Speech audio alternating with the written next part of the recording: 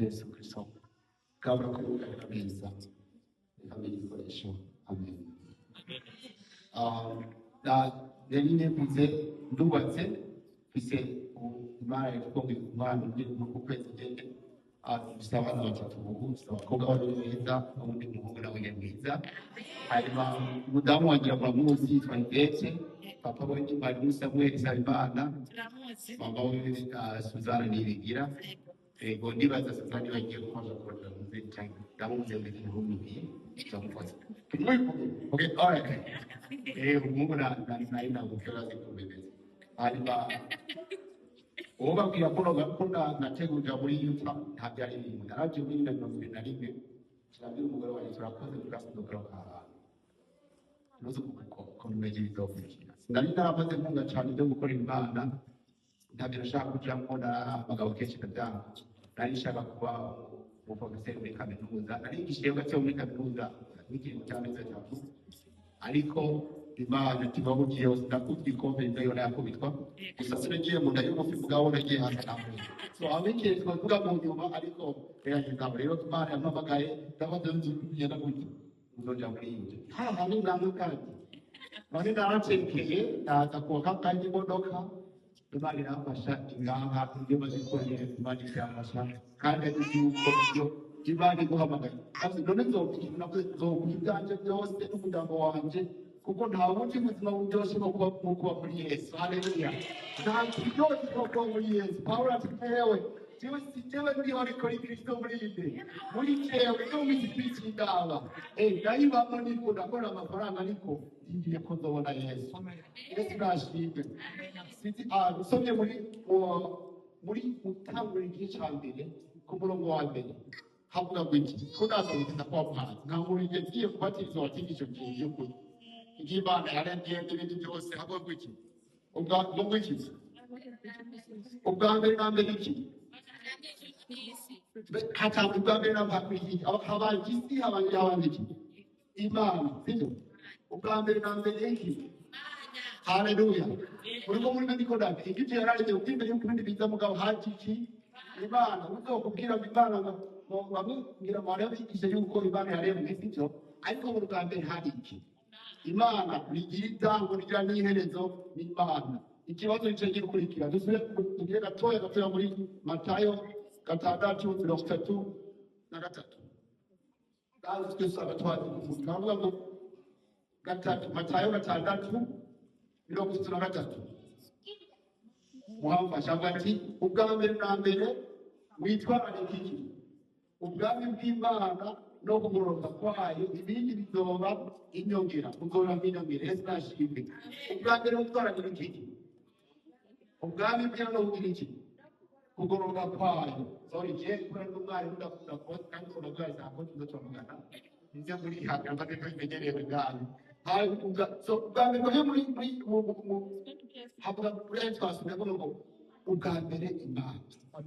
hanyuma ubwa mbere na mbere witwararike iki ubwami bw'Imana n'ubugororoka kwayo ibindi byose byoza iki mbere ibyo bindi byose byiyongera n'ibindi ni ubuzi ni umugore ni umugabo ibi byose dukeneye kurwanya ibyo rero umuntu aba yajyana uwabyinere n'imyaka ijana ubu nabona uri bake ni bake isoko n'imyaka twagiye kwamamaje kugira amashanyarazi y'ubukungu ariko amahirwe ntabwo dufite ubwa mbere na mbere witwararike iki ubwami bw'Imana no kugororoka kwayo none kuki tuba cyane mu myongera mugabo ubwami bw'Imana bwabonetse rero mu byago byawe n'abandi burya ubwami bw'Imana buriko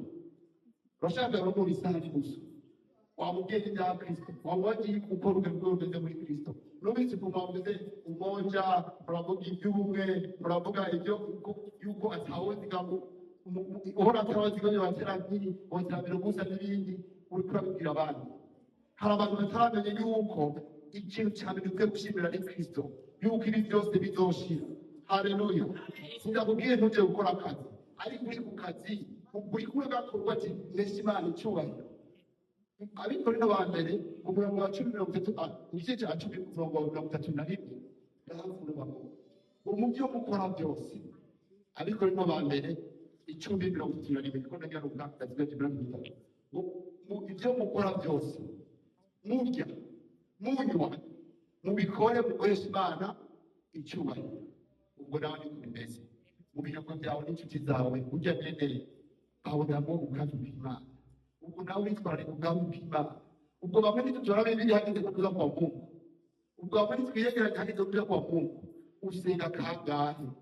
Haleluya. Niba wemera Yesu, niba ukurikira Yesu, ukwiye kuba ukwira abandi. Ndabizi bamwe kugera kuri Pentekote turazi kwambara neza imwe munsi tuje ku rusengero mugabo bumuye mu barabara ari bati ujye nende ngoye turijete bisomeka abantu bakwiye gusoma ko turi abana b'Imana ko by'ukuri ubwa mbere ko Kristo ari kuri twebwe kwigeza aho dushira imbere mu mabare ndavuga kwirega ubwa mbere ko ubyutse igice cya mbere cyangwa ikintu ubanza gukora ubwa mbere byutse rikana ukikanga umunsi ukamusenga Imana ukumugisha bamwe tubyirwa na telefone niyo ubanza gutora ugasanga haleluya yakuriwe batangura no gusenga kuko ni byiza ko ubwa mbere Imana ibiri byose byaratwika ubwa mbere icyo ubwami bw'Imana. Reka tubwire ubwami bw'Imana ugomba kuba. Reka tubwire abantu bavuze ko bagomba kujya mu ijuru ntukwiye kujyayo wenyine babwire uzobahindura ariko ingeso zawe zizobabwira kigomba kumenya wewe ukora iki ugenda hehe ugomba kumenya ubuzima ubayemo ngabwo ubwo bwami. Haleluya. Hari umunezero muri Kristo. Haleluya. Hari umunezero muri Kristo. Ndababwiye ndika abana bakora byumva cyangwa kuti bose babijoni no kuri bana baho gusa aho nahora bamsapa n'ubuzima bw'icyo kuri cyo bireza cyane ugisha mu cyo kandi se mu gatondo service y'icyo bireza kugeza ku top kimwe tukavanga byose kugira ngo babimenye ariko Imana imugisha ubwa mbere na mbere Imana. Ubwo muri we ubuzima bwawe ubwa mbere n'Imana uburyo ukora byose Imana imbere mu kazi kawe barabona ko umukristo cyo sibetse ko bamenya ko mbigishwe jewe kiri kuhanya ubwa mbere agenda zomba hari wine none just dabira muzawubwira kuko nahaye Imana ikibanza cyawe none ndani byangore ndene muri katarabiza ariko n'ugukora ubugome bwayo kandi ndabizi ko bwawe ndi mugomba kujya mu ijuru niba mugenda na by'ukuri ofisi itike yo gushika mu ijuru. Haleluya. Ibikorwa byawe ariko kubana nawe hafi yawe yagupfiriye ngo none ko nagupfiriye ku musaraba umpaye iki Yesu mu mwanya. Fata umwanya wo gusenga, fata umwanya wo kuririmba, urikura ko ariko ubwira abandi uririmbe ari ngeso byo muri wowe banje nari muri sanskrit nangura kuririmba natoranijwe kuboha Yesu aho ndizeye mu kirori n'igitekerezo mbona umuntu ari wiki nawe ashaka natoranijwe kuboha unaona kitu ndehere ndababwiye uri mbe umuri mtendeze ko iko ni gakora cyangwa Yesu ndabwira mushenge ibyo ndimo kandi sinzakwiye kuganira yuko iyo niyo ntawe kurashika. Yesu nashimwe ibyo Imana yaguhaye byose so Imana yaguhaye byose uri kubikoresha Imana ahubwira ikintu kimwe Imana uzoyisigura ngo nabyo kwishima Kristo segensiba n'icyo giza ariko nabaye imyaka myinshi navukiye muri Pentekote nabaye imyaka myinshi ndiyo nasiba kusenge ubwamenyera kubyaha badufashe cyane nari umwana bari kwongera yagurira kujya muri Sunday school ariko ubwawe yarakoze kumurya njyayo ubwo byatumye mpura na Yesu ubwo nabimenyeye kuzana cyane abana mu Kigali rero ni byiza ababyeyi babahane kujya bakabakirayo ngabo suko babamenye ukuri byavuga inyungu Yesu umuzomenya ukuri n'abakuzobaha